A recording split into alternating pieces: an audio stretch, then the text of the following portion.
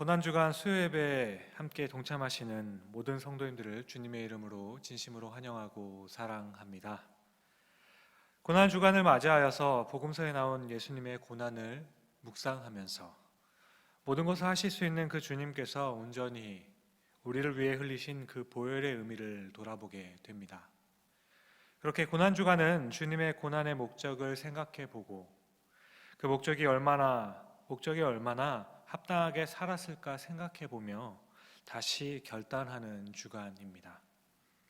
오늘 말씀을 통해서 각자에게 하나님의 그 말씀을 깨닫는 은혜가 있으시기를 주님의 이름으로 축원드립니다. 매년 돌아오는 고난주간은 우리에게 십자가를 묵상하게 합니다.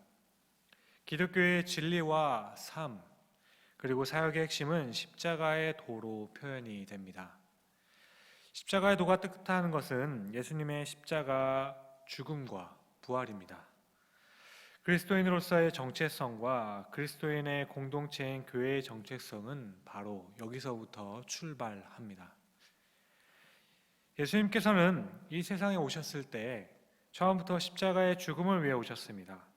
예수님께서는 우리의 모든 죄를 해결하시기 위해 태어나신 것입니다. 마태의 기록을 살펴보면 1장 21절에 예수님께서 어린 아기로 마리아에게 잉태될 때 천사가 와서 한 말에도 예수님이 태어나시는 이유를 분명히 말하고 있습니다. 아들을 낳으리니 이름을 예수라 하라. 이는 그가 자기 백성을 그들의 죄에서 구원할 자이심이라 하니라. 성경 여러 곳에는 여러 가지 방법으로 하나님을 설명합니다. 예를 들어 구약에서는 하나님을 하늘 위에 계신 분으로서, 이스라엘은 하나님의 백성이었지만 하나님께 나아갈 수 있는 사람은 구별되어 있었습니다. 그렇게 하나님과 인간과의 거리는 하늘과 땅의 그 거리만큼 멀게만 느껴지기도 했습니다. 하지만 신약에 들어서면서 하나님을 멀게만 생각하는 그 사람들에게 예수님의 이 탄생 사건은 정말 충격적인 이야기입니다. 사랑의 하나님이시지만 개인적으로는 그저 멀게만 느껴졌던 하나님께서 인간들과 함께 하기 위해 우리와 같은 몸을 입고 이 땅에 오셨다는 것입니다. 제2 위격의 성자 하나님이신 예수님은 인간들과 함께 하시기 위해 사람의 아들로 태어나셨던 것입니다. 그렇게 우리와 함께 하셨습니다. 따라서 신약의 사복음서를 통해 알게 되는 것은 임마누엘, 바로 예수님의 이름의 뜻과 같이 우리와 함께 하시는 하나님이십니다. 그렇다면 2000년의 세월이 지난 지금은 과연 어떨까요? 예수님께서 공생의 사역을 마치시면서 한 가지 우리에게 약속하신 것이 있습니다.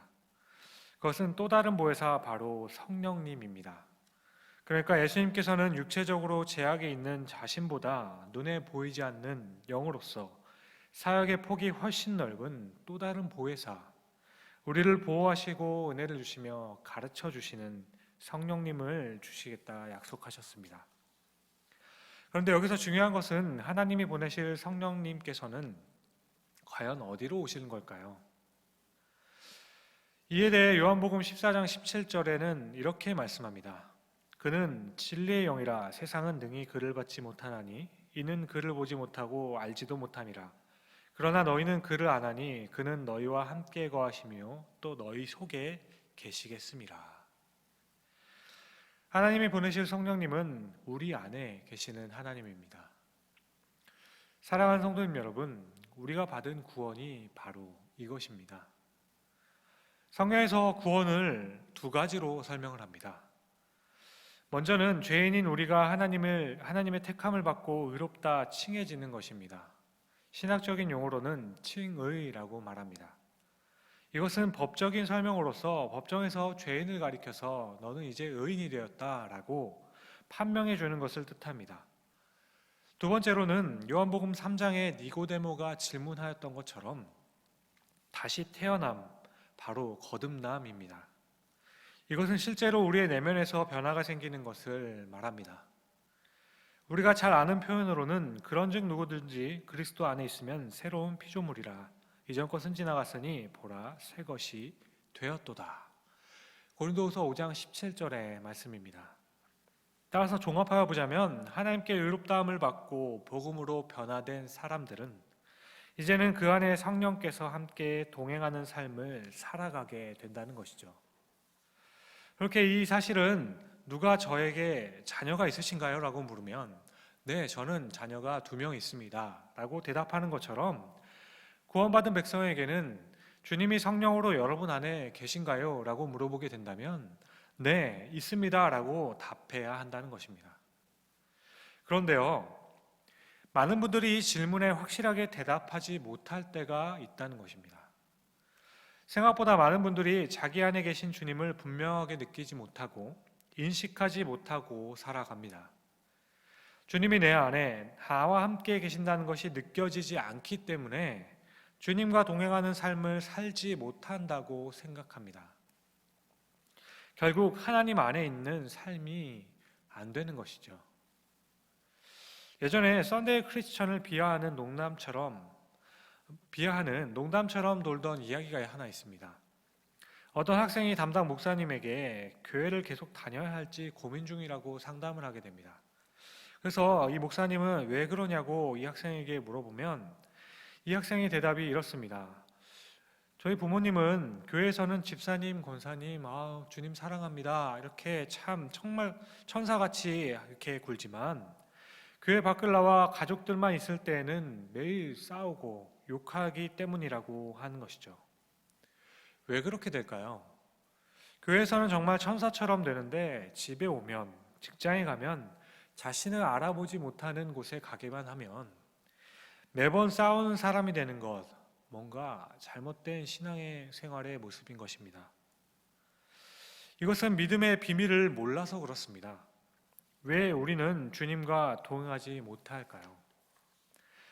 오늘 본문 앞에 11절에서 14절의 말씀을 보시면 사도 베드로가 안디옥에 왔을 때 이방인 그리스도인들과 함께 식사를 하다가 예루살렘에서 유대인들이 오자 슬그머니 그 자리를 떠난 사건이 나옵니다. 그 이유는 그가 할례자를 두려워했기 때문이라고 성경은 설명합니다. 그러니까 그리스도 안에서는 이방인이든지 유대인이든지 이제는 한 형제가 되는 것인데 그 진리를 아면서도 그 진리대로 왜 행동하지 않느냐고 바울은 그 모습을 꾸짖게 됩니다. 우리도 마찬가지입니다. 구원받은 우리 안에도 성령님이 오셔서 우리와 함께 계시지만 우리가 이 믿음의 비밀을 잊어버리고 교회에서 다르고 집에서 다르고 아무도 보지 않을 때 다른 비정상적이고 이상한 믿음 생활을 할 수 있다는 것입니다. 그래서 오늘 바울은 우리가 율법에 대해서 죽고 하나님에 대해서 살았다는 중요한 진리를 다시 명확하게 말씀하고 있는 것입니다. 누가복음 24장을 보시면 엠마오로 가는 그 2 제자라는 이야기가 나옵니다. 제자라는 표현으로 봐서는 예수님의 공생애를 같이 보낸 사람들입니다. 하지만 예수님께서 십자가에 못 박혀 돌아가시자 그것에 대해서 실망하고 슬픔에 잠겨 고향으로 돌아가는 길이었죠. 그런데 이들 가운데 부활하신 예수님이 함께 동행하게 됩니다. 그렇게 한참을 동행하면서 대화를 나누었지만 이들은 그들과 함께 있던 예수님을 알아보지 못합니다. 자신과 함께 했었던 분이 예수님인지 전혀 알아차리지 못해요. 왜 알지 못했을까요? 이것은 이들의 눈이 가려져서 알지 못했다라고 합니다. 우리도 마찬가지입니다. 오늘날 많은 성도님들이 또한 우리들이 엠마오로 가던 2 제자들처럼 눈이 가려져 있을 때가 있다는 거죠. 그래서 우리 안에 계신 주님을 알아보지 못하는 것입니다. 주님이 함께 하시는데 눈이 가려져 있으니까 주님이 안 계신 것 같고 그래서 절망하며 그리고 슬퍼하며 다른 한편으로는 몰래 죄를 짓기도 하고 자기의 욕망을 따라 살아가면서 마음대로 남을 욕하고 비판하며 살아가게 된다는 것이죠. 그렇게 우리 믿는 사람들이 공통적으로 갖게 되는 그 갈등은 하나님을 믿어야 된다는 것을 알면서도 믿어지지 않는다는 것에 있습니다. 하나님께 맡기면 해결해 주신다고 약속하셨기 때문에 맡겨드리면 될 텐데 많은 경우에 그렇게 하지 못하고 맡겼다가도 다시 그 일을 가져와서 자신이 해결하려고 애쓰는 모습들이 우리 가운데는 있다는 것입니다. 그렇게 주위에 하나님을 믿지 않고 기도하지 않으며 거룩한 삶을 살지 않음에도 불구하고 나보다 더 잘 살아가는 세상 사람들을 보면서 우리 안에는 참 갈등이 생긴다는 겁니다. 그래서 하나님께 어떤 기도 제목이나 사건을 맡기기보다는 내가 그 일의 어느 부분까지는 차지해서 내가 할 수 있는 일은 무엇인가를 찾고 안심할 수 있을 만큼 해결하고 하는 것이 우리의 모습이라는 것입니다. 그렇다면 여러분, 우리가 우리 안에 계신 주님을 어떻게 분명하게 느끼고 주님과 실제로 동행하는 삶을 살 수 있을까요? 바울은 20절에 이렇게 대답합니다. 내가 그리스도와 함께 십자가에 못 박혔나니 그런즉 이제는 내가 사는 것이 아니요 오직 내 안에 그리스도께서 사시는 것이라. 이제 내가 육체 가운데 사는 것은 나를 사랑하사 나를 위하여 자기 자신을 버리신 하나님의 아들을 믿는 믿음 안에서 사는 것이라. 여기서 바울은 구원받은 사람들 안에 일어나는 구체적인 영적인 변화를 두 가지를 설명합니다. 먼저는 구원받은 성도는 그리스도와 함께 십자가에 못 박힌 사람들이라는 것입니다. 이어서 두 번째는 구원받은 사람들은 자기가 아니라 자신 안에 계신 그리스도께서 사는 사람들이라고 말합니다. 한마디로 나는 죽고 예수님이 사는 사람입니다. 기독교의 신앙은 영생을 추구하는 종교입니다. 그런데 이 영원한 생명을 하나님께서는 오직 예수 그리스도를 통해서 얻을 수 있게 하셨습니다. 이것이 복음의 신비, 바로 비밀이었습니다. 사실 우리는 씨앗이 땅에 떨어져 죽지 않으면 새로운 생명이 생겨날 수 없다는 자연의 이치를 너무나도 잘 알고 있습니다. 한 알의 밀이 땅에 떨어져 죽어가는 그 순간 그 안에는 더 많은 생명의 태동이 있다는 것을 우리는 압니다. 그렇게 땅에 심겨진 씨앗 속에서는 죽음과 삶이 함께 있고 필연적으로 연결되어 있다고 할 수 있습니다. 이러한 죽음과 삶의 원리와 같이 그리스도를 통해 성도가 되는 과정 속에서 우리는 죽음으로써 살아나는 체험을 하는 자들이라는 것입니다. 그리스도께서 십자가의 죽음을 통해 영원한 생명으로의 부활을 이루신 것처럼 우리 성도들 역시 믿음으로써 그리스도의 십자가 죽음에 동참하게 되고 또한 그리스도의 영광의 부활에 동참하게 되는 것입니다. 그러니까 오늘 말씀과 같이 내가 그리스도와 함께 십자가에 못 박혀 나도 함께 죽고 이어서 이제는 내가 사는 것이 아니라 내 안에 그리스도가 사시는 것입니다. 정말 놀랍지 않습니까? 구원받은 우리는 바로 그리스도 안에서 죽음과 생명을 경험했다는 것입니다. 우리는 이미 죽었고 그리고 다시 살아난 사람들입니다. 그러므로 우리가 실제로 주님과 동행하는 풍성한 생명의 삶을 살려면 우선 우리 자신이 그리스도와 함께 십자가에 못 박힌 자들이라는 것을 알아야 한다는 것이죠. 십자가에 못 박혔다는 것은 죽은 자를 말합니다. 우리가 죽지 않고는 영생을 얻을 수 없다고 말씀하시는 겁니다. 그런데요, 바울은 우리가 죽은 것에 대해서 19절에 이렇게 말씀합니다. 내가 율법으로 말미암아 율법에 대하여 죽었나니 이는 하나님에 대하여 살려 함이라. 우리는 율법으로 말미암아 율법에 대하여 죽었다고 말합니다. 이것은 무슨 말인가 하면 율법에 비춰본 우리는 죄인으로서 하나님 앞에서 우리가 아무것도 내세울 수 없다는 것을 말씀하는 것입니다. 세상에서 칭찬할 만한 정말 큰 선행을 했다 하더라도 우리는 죄인이라는 정체성으로 인해 우리가 하는 어떤 것도 하나님께 대한 영광이 되지 못한다는 것입니다. 그렇게 율법으로 말미암아 우리는 내가 할 수 있는 것이 아무것도 없기 때문에 율법을 지킬 수 없다는 측면에서 율법에 대해서 죽었다고 말하는 것입니다. 그러나 우리가 그렇게 주님 앞에서 저는 아무것도 아니고 아무것도 할 수 없다 할 때, 바로 그때, 다시 말해 내가 십자가에 못 박힐 때, 죽을 때, 그때 함께 하시는 주님께서 우리가 살게 만들어 주신다는 것입니다. 그렇다면 여러분들은 과연 죽으셨습니까? 요즘 정말 많은 분들이 상처를 받았다고 많이 말합니다. 이것은 바꾸어 말하면 상처받기 쉬운 자아를 붙잡고 살았다는 것입니다. 또 많은 분들이 살기가 너무 힘들다고 말합니다. 이건 역시 바꾸어 생각하면 자신의 힘에 의지해서 살았다는 것입니다.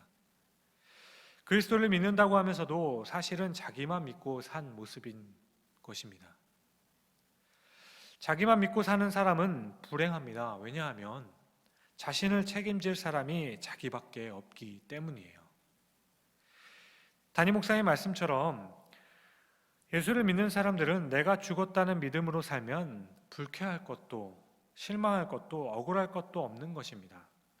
또 칭찬을 듣는다고 교만할 것도 없고 비방을 듣는다고 실망하거나 불쾌할 것도 없는 것입니다. 율법에 대하여 죽고 하나님에 대하여 살려 함이라, 이 말씀은 내가 죽어야 비로소 우리의 삶에 예수님께서 역사하실 수 있다는 것입니다. 그렇게 될 때 우리의 삶인 가정에서도 교회에서도 학교와 직장에서도 예수님께서 진정한 주인으로서 왕으로서 역사하실 수 있습니다. 저는 중등부 사역자로 지내면서 중등부 학생들이 세례에 대해서 질문하면 로마서 6장의 말씀을 가지고 함께 얘기했던 적이 있습니다. 그것을 놓고 같이 답해 주었던 적이 있습니다. 먼저 세례는 영적으로 예수님과 연합되는 것이라고 말해줍니다. 우리는 약식으로 머리에만 물을 뿌려주는 세례를 주지만 예수님 당시에 했던 물에 몸이 완전히 잠기는 침례를 내포하고 있다고 말해줍니다. 그렇게 그리스도와의 연합의 관점에서 물에 완전히 들어갔다는 것은 우리가 예수님과 함께 매장되는 것이고 죽었다는 것이고, 다시 물에서 나오는 것은 우리가 예수님과 함께 부활한다는 것을 말한다는 것을 말해줍니다. 너무나도 분명한 사실입니다. 우리의 옛삶은 그리스도와 함께 십자가에 못 박혔습니다. 죄의 삶, 그 비참한 삶의 종지부를 찍은 것이죠. 이제 우리는 더 이상 죄에 이리저리 휘둘리지 않습니다. 우리는 믿습니다. 그리스도의 죽음은 죄를 정복하는 죽음이라는 것을 우리는 믿습니다. 그 죽음에 우리가 들어갔다면 또한 우리는 그분의 부활, 곧 생명을 구원하는 부활 속으로 들어간다는 것입니다. 우리는 예수님과 함께 십자가에 못 박힘으로 이제는 과거의 우리의 모습, 마음대로 죄를 짓고 죄책감에 시달리며 죄에 이끌려 다녔던 그런 비참한 삶의 종지부를 짓고 이제 예수의 부활에 참여하여 새로운 생명을 가진 자로 거듭나게 된다는 것입니다. 그런데요, 이 부분에 있어서도 우리는 가끔 이 죽음을 잘못 생각할 때가 있습니다. 무슨 말인가 하면 우리는 그리스도 안에서 연합되면서 동시에 이미 죽은 자들입니다. 그런데 자꾸 죽으려고 애쓰는 모습들이 우리 가운데 있다는 거죠. 많은 분들이 오늘 말씀 앞에서 아이고 내가 죽어야 하는데 라는 그런 고백을 많이 하십니다. 하지만 우리는 죽어야 하는 것이 아니라 죽음을 믿음으로 받아들이는 것입니다. 하나님, 저는 아무것도 할 수 없는 죄인입니다. 그리고 예수님과 함께 저는 죽었습니다. 이 믿음의 고백을 하며 살아갈 때 그리스도 안에서 주어진 죽음이, 그 실체가 바로 우리의 것이 된다는 것입니다. 두 번째, 우리는 주님과 동행하는 삶을 살려면 예수님이 우리 안에 살아야 하고 예수님이 우리의 인생의 주인이 되어야 합니다. 사랑하는 성도님 여러분, 여러분들에게 예수님은 지금 어디에 계십니까? 여러분 안에 계신가요? 우리는 많은 경우에 있어서 믿음의 대상인 그리스도가 우리 안에 아니라 밖에 있다고 생각할 때가 참 많습니다. 저부터도 그래요. 실제로 일상에 지치면 어떤 때는 목사임에도 불구하고 정말 영적으로 메말라서 말씀도 보기 싫어지고 기도하기도 싫어져서 이런저런 것에 시선이 가 있는 제 모습을 발견하게 됩니다. 그렇게 저에게 드는 생각은, 아니 성령님께서 내 안에 계신다고 했는데 내가 어떻게 이렇게 살 수가 있을까? 라는 고민을 해본 적이 있습니다. 하지만 여러분, 부활하신 주님께서 성령으로 우리 안에 오셨다는 것을 아는 것은 굉장히 중요한 문제입니다. 이것을 모르면 예수님을 믿는 것이 다른 종교와 어떤 차이가 있는지 알 수 없기 때문이에요. 이런 고민을 하는 우리에게 바울은 고린도후서 13장 5절에 이렇게 말씀합니다. 너희는 믿음 안에 있는가? 너희 자신을 시험하고 너희 자신을 확증하라. 예수 그리스도께서 너희 안에 계신 줄을 너희가 스스로 알지 못하느냐? 그렇지 않으면 너희는 버림받은 자니라. 그러니까 하나님께서는 사람들을 보실 때, 구원받은 우리들을 보실 때 그가 하나님의 자녀인지 아닌지를 구분하시는 기준은 아주 간단하다는 거예요. 우리 안에 계신 예수 그리스도, 바로 성령으로 오신 그 예수님이 있는가 없는가의 차이인 겁니다. 예수님께서는 하지만 우리를 고아와 같이 버려두지 않는다고 약속하셨습니다. 그리고 성경은 너무나도 분명하게 구원받은 사람들 안에 성령님이 들어오셨다라고 말씀합니다. 고린도전서 3장 16절에서는 너희는 너희가 하나님의 성전인 것과 하나님의 성령이 너희 안에 계신 것을 알지 못하느냐라고 하고, 요한일서 5장 11절과 12절에서는 또 증거는 이것이니 하나님이 우리에게 영생을 주신 것과 이 생명이 그의 아들 안에 있는 그것이니라. 아들이 있는 자에게는 생명이 있고 하나님의 아들이 없는 자에게는 생명이 없느니라 라고 말씀하십니다. 따라서 우리가 할 일은 하나입니다. 내 자아인 나는 죽고 그리스도 안에서 우리는 다시 살아가는 것입니다. 이것을 인정하고 믿는 것이에요. 사랑하는 성도님 여러분, 오늘 본문 20절은 두 문장입니다. 앞문장에서 내가 십자가에 못 박혔다 하는 것은 뒤에 나오는 육체 가운데 살고 있다로 받아지고, 내 안에 그리스도께서 사시는 것은, 이 말씀은 뒤에 믿음 안에서 사는 것으로 받아집니다. 그러니까 우리가 구원받았다는 것은 영적으로 보면 내가 죽고 예수님이 살게 된다는 거예요. 하지만 현실적으로 보면 여전히 우리는 살아 있습니다. 하지만 우리가 살고는 있지만 옛날과는 다르다는 것이죠. 왜냐하면 구원받은 우리는 이제는 예수를 믿는 믿음으로 살기 때문입니다. 우리는 더 이상 옛날처럼 그냥 내 마음대로 사는 것이 아닙니다. 내가 내 마음대로 지금 살아간다고 생각되지만 그것이 내 마음대로 살아가는 것이 아니라는 것이에요. 나는 죽고 내 안에 예수님이 산다는 것을 날마다 믿음으로 고백하고 또 확신하며 살아간다는 것입니다. 제가 신학대학원을 다닐 때의 일입니다. 그때 한창 설교를 고민하는 저를 위해서 방 룸메이트가 책 한 권을 선물해 준 적이 있었는데요. 당시 그 책에 저에게는 적지 않은 감동으로 다가온 적이 있었습니다. 지금도 다시금 설교에 대해서 힘이 들 때, 부족하다고 느낄 때 다시 들춰보곤 했던 책입니다. 그 책의 이름은 바로 하나님을 설교하라였습니다. 이 책의 내용에는 이런 말이 있습니다. 설교는 성도의 인내를 돕는 은혜의 수단입니다. 최종적인 구원을 받으려면 인내가 필요합니다. 이 점에서 모든 설교는 구원 설교입니다. 설교의 목적은 단지 죄인을 회심시키려는 데만 있는 것이 아니라 성도의 거룩한 감정을 보존함으로써 부르심과 택하심을 굳게 붙잡아 구원받게 하려는 것입니다. 우리가 고난 중에 온전히 붙들 수 있는 것은 오직 복음, 오직 주님, 오직 나의 구원됨일 것입니다. 오늘 말씀과 같은 것이죠. 영상으로 함께 예배하는 우리 사랑하는 성도님 여러분, 현재 코로나로 인해 세계 모든 나라가 힘들다는 뉴스를 보게 됩니다. 그리고 주중에 신방 전화를 하면 할수록 이 상황이 장기화되면서 몸이 불편하신 분들, 질병이 있으신데 병원을 찾지 못하는 분들, 또한 직장을 잃은 분들, 사업이 어려운 분들, 정말 다양하게 어려운 분들이 많이 있다는 것을 알게 되었습니다. 그래서 오늘 말씀을 준비하면서 어떤 말씀을 전해야 할까 참 고민을 많이 하였습니다.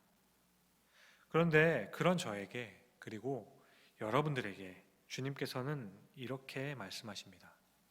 그런즉 이제는 너희가 사는 것이 아니라 너희 안에 내가 사는 것이다. 세상에서 힘들고 지친 우리에게 세상에서는 위로가 될 만한 것이 없습니다. 하지만 오늘 주님은 내가 함께 하겠다 라고 약속하십니다. 우리의 힘은 오직 하나님께서 나를 택하시고 나를 구원하신 그 은혜밖에는 없습니다. 사랑하는 성도님 여러분, 우리는 그리스도 안에 있는 사람들입니다. 이제 내가 그리스도와 함께 십자가에 못 박혔나니 이제는 내가 사는 것이 아니요 그리스도께서 사시는 것이라. 그러므로 더 나아가 내 인생은 이제 내가 사는 것이 아니라 그리스도와 나의 주인 되신 주님과 함께 하는 삶인 것입니다. 얼마나 고통스러운 가운데 있는지 다 헤아릴 수는 없지만 그럼에도 불구하고 우리와 함께 하시는 주님께 지금 이 순간에도 이 고백을 하실 수 있기를 바랍니다. 이 고백을 붙드실 수 있기를 바랍니다. 이것은 우리들의 능력을 물어볼 것이 아닙니다. 내가 그리스도와 함께 십자가에 못 박혔나니 그런즉 이제는 내가 사는 것이 아니오 오직 내 안에 그리스도께서 사시는 것이니라. 여러분, 이 고백을 할 수 있으시기를 바랍니다. 이 고백만이 우리를 진정으로 겸손하게 할 수 있고 낙심으로부터 일어날 수 있게 할 수 있습니다. 이제는 내가 사는 것이 아니라 내 안에 그리스도께서 사시는 것입니다. 오늘 이 밤에 이 고백을 붙드시고 우리가 얼마나 부족하든지 약하든지 오늘 이 시간에 우리가 고백할 수 있는 것은 주님, 이제는 내가 사는 것이 아닙니다. 이 고백을 할 수 있기를 바랍니다.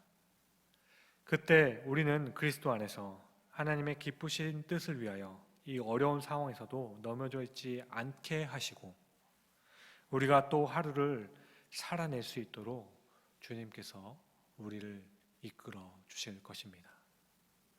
함께 기도하시겠습니다. 사랑과 은혜가 풍성하신 아버지 하나님, 오늘 우리는 고난주간을 맞이하여서 주님께서 지신 십자가를 바라보며 그 은혜를 되새깁니다. 그렇게 오늘 바울이 이야기한 내가 죽고 그 안에 그리스도가 사는 것이 무엇인지를 깨닫게 됩니다. 우리를 불쌍히 여기시는 주님, 우리가 믿는 그리스도는 저 멀리 계신 분이 아니라 우리 안에 있습니다. 주님, 이 믿음의 고백을 할 수 있게 하여 주시고 그렇게 우리가 돌이켜 그리스도 안에 참 평안을 누리며 이제는 내가 아무것도 할 수 없다는 나의 주인됨을 진정으로 고백하며 주의 발 앞에 엎드릴 때 우리의 지친 마음과 손을 붙잡아 주셔서 낙심으로 주저앉은 우리를 일으켜 주사 다시 그리스도 안에서 새 힘을 얻고 주께서 원하시는 기쁘신 그 뜻대로 살아갈 수 있게 하여 주옵소서. 감사합니다. 이 모든 말씀을 언제나 우리와 함께 하신다는 우리 구주 예수 그리스도의 이름으로 간절히 기도드립니다. 아멘.